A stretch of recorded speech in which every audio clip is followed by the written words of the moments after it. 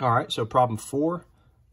Here on the study guide, we have the inverse of this function, x squared minus 5, where the actual question on the test is x squared plus 3.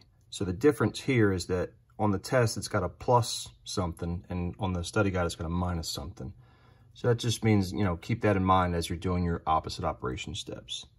So if you're trying to write the inverse of a function, the first thing you want to do is change the f of x to a y.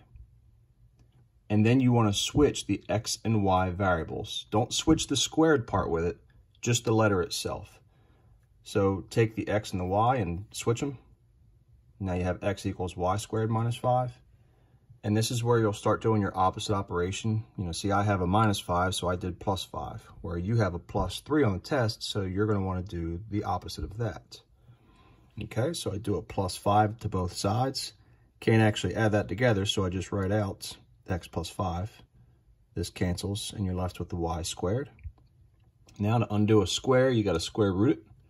So I square root both sides. Okay, square root of y squared is y. The reason I wrote this little -1 up here is because that's just how you label an inverse function. So technically the square root of y squared is y, but we put this right there. So I know I switched the order of it, but we put the -1 right there so that we can identify that it's an inverse function. And then this can't be broken down, so we just leave it as radical x plus 5. Just remember that you're supposed to put the plus minus in front of anything that you square root. And that's it.